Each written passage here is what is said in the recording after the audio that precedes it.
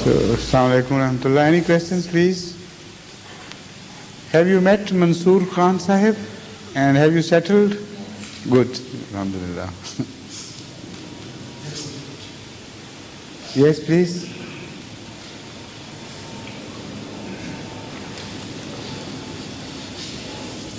Assalamu alaikum. Azul, lots of acts of terrorism are being committed these days, and they are being committed in the name of religion. It's a fact that Muslim states are weaker in comparison to the superstates, and poor Muslims are left no other way out to express their frustration of the domination of other nations. Under these circumstances, when these acts of terrorism are committed, how would you like me to reconcile the expression of this frustration in view of my Islamic teachings? I don't know how you can reconcile, but I can. There are fundamental principles which cannot be reconciled, and Islam guards for the security of those principles, vows for the security of those principles, and they must be guarded against all such pressurizations. The amount of sacrifice and oppression must not be permitted to deviate you from the right path that is based on principles. So, among those fundamental principles of Islam is the one that an innocent person must not be made to suffer for the crime of a criminal. And this terrorism is exactly a violation of that fundamental principle. Why shouldn't you give expression to your personal revenge and start killing another body's children? It amounts to the same thing. Whether it's a national expression or an individual expression, an expression of cruelty is an expression of cruelty, and Islam would never condone such an expression. But to make this categorical statement, there is no other way, I don't agree with that. There are ways of wisdom. In fact, whatever is happening in the Middle East, largely they themselves are responsible for those things. And first of all, they fight with each other. They are not true to the cause of Islam. They are not true to the cause of the unity of Muslim brotherhood. They put their own factional superiorities and factional loyalties above other factors. The result is that the whole world of Islam is divided, and fundamentally, basically, they attach very little importance to the totality of Islam.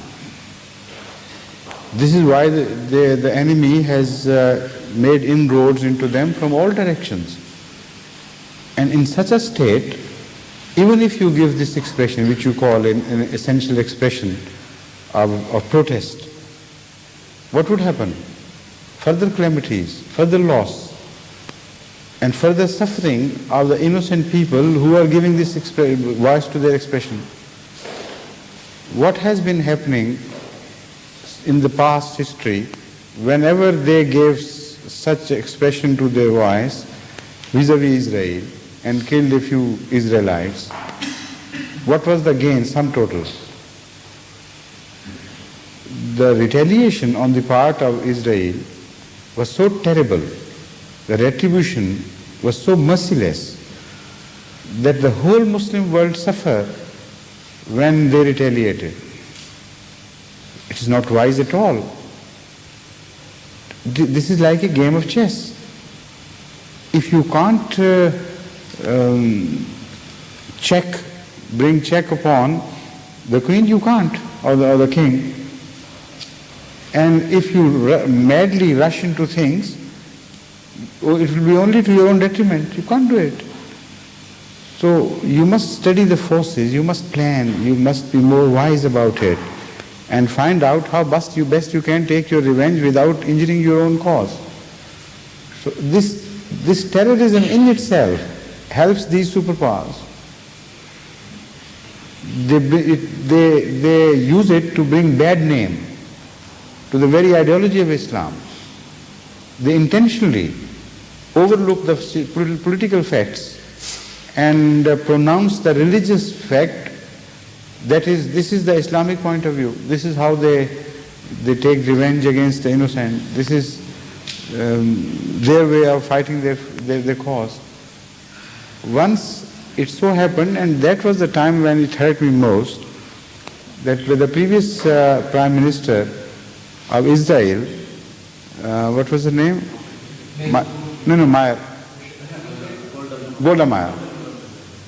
Golda Meir, in Golda Meir's days, some terrorists attacked a small children's bus and killed about 70 innocent children who belonged to Israel, of course, but they were children. And in response to that, when Golda Meir addressed her people, she said that this is what has come to Islam. Islam does not condone killing of children, but these so-called Muslims have violated their own principles. So we are free to take our revenge, and we will. It was Islam being taught from Israel to the Muslim world, and how right she was. Islam never permitted an expression of your revenge upon innocent people, not to mention children. But this is to which length things go automatically, and you have no control over them once they have started taking steps in the wrong direction. The point is, the problem has to be studied in totality. You have to find out what best you can do, and if you can't do the thing, you are weak, then you should save whatever you can save of grace and of your property and territories in the best manner as you can.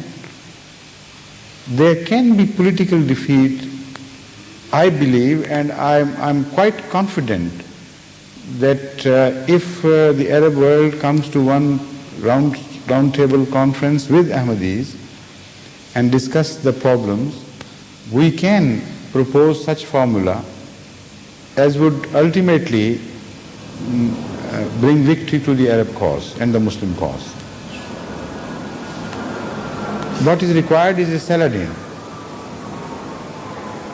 You know, King Salahuddin found the Arab world almost in the same situation as it is today.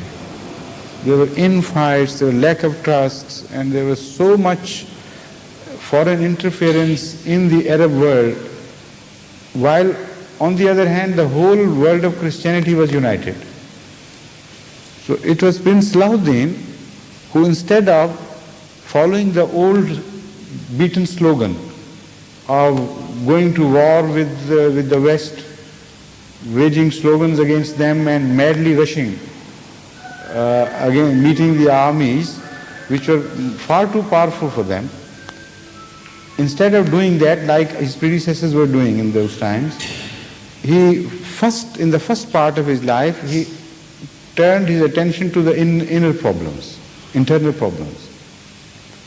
He would not talk of fight with the West, with the Christians. What he did was that he subdued the principalities within the Arab world, and either through compromise or if he had to use the force, he brought them into one united Muslim world. Once he had done it, then he turned to the West. And it was not just the use of brutal force which was employed by him. He turned the table against them by using their own weapons against them, by using diplomacy and dividing the Western world against one against the other. So they did not know what was happening to them. But from then on, it was just a one-sided onslaught from the Muslim to the non-Muslim enemies.